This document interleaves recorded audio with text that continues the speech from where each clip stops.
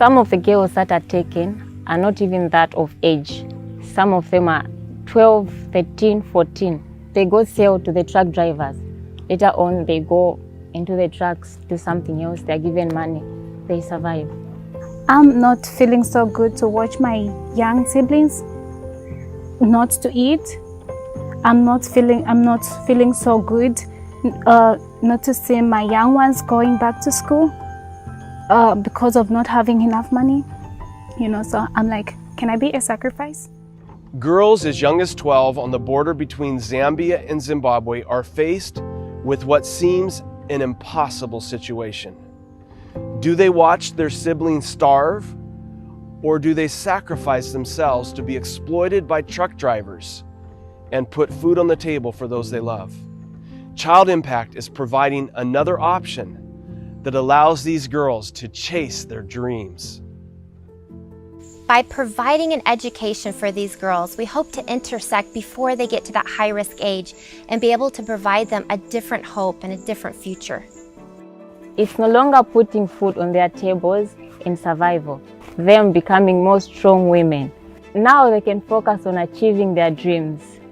Several years ago, Child Impact initiated a project called Operation Child Rescue.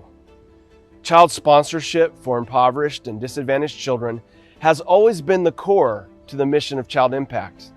This new project, Operation Child Rescue, focuses on the most vulnerable children who are entrapped by exploitation and considered highly at risk. Both rescue and prevention are focused on. The first project started in India several years ago, a country where hidden brothels, begging rings, and forced child labor in factories happen all too often.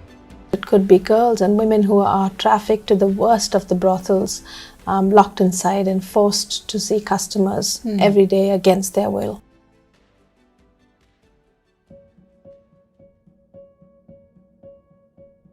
So we have here maybe young women, we have children, we have young girls, and of course there is unfortunately somewhere a need for girls and women.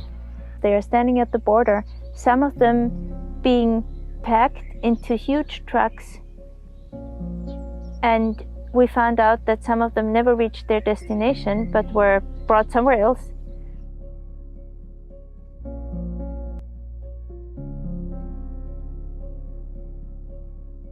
The Omalaika Trust is basically a safe home, which is a home for girls that have experienced trauma in their lives. We take in girls that are under the age of 12 down to infants.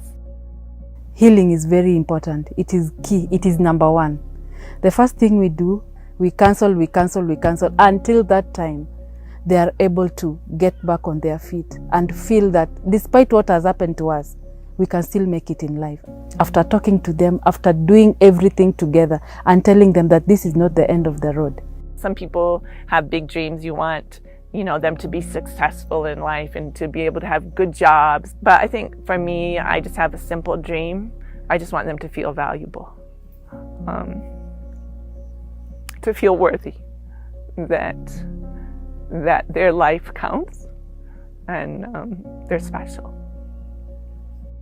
I remember it was a Saturday when I heard some ladies talking. They said there was a woman who died during childbirth. The villagers were planning to bury the baby with his mother. They believe in a superstition that if a mother dies, the baby should be buried with her. So the father left the baby in the mother's grave. Fortunately, some villagers saw the baby. That time, my sister was somewhere near here, and I told her all about it. She was so happy and told me, I want to adopt the baby. Maybe it comes naturally for us because we are orphans. We have a heart for these kinds of situations. When we see a baby in need, we feel the urge to help. We don't want them to go through what we went through. On October the 17th of 2013, I was given a call that social welfare was going to give us a newborn baby that had been found in a graveyard. When they dug him up, they found him in a gunny sack, a plastic bag wrapped around him. He had been there long enough where the sun was beginning to melt the plastic bag to his face. So the plastic bag, and he had the umbilical cord and the placenta was still on him. He was about 12 hours old. There's approximately 2.5 million orphans in the country of Tanzania. We've had children given to us that had burns all over them because they were abandoned to us with a stranger, and the stranger didn't want it. We are here to try to rescue as many as God allows us to feed them, to clothe them, to educate them, to give them chance, to give them hope. If you have hope, you have enough.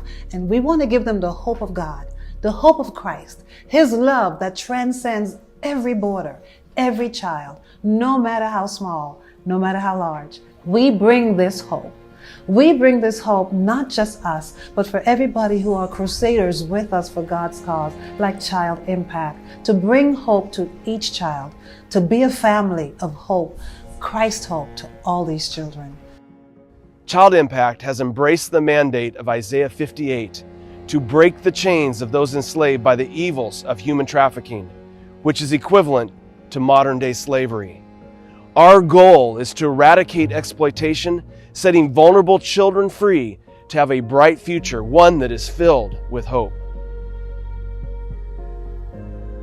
July 30 is the World Day Against Human Trafficking. You are watching this video because someone felt it was important to shine a light on the evils of human trafficking. Human trafficking is an underground crime that needs to be brought to the light of day. 40.3 million people are victims of human trafficking globally. That is equivalent to the population of California. It's time to shine light in a dark place. Only 1 out of 100 individuals enslaved by human trafficking ever finds freedom. It's time to shine light in a dark place. Victims of human trafficking only live an average of 7 years after being taken against their will. It's time to shine light in a dark place. I'd like to invite you to become an advocate. Become a voice for those who have been silenced. As you identify ways to live out Isaiah 58 in your own life, may it involve shining your light in a dark place. Together, let's eradicate exploitation.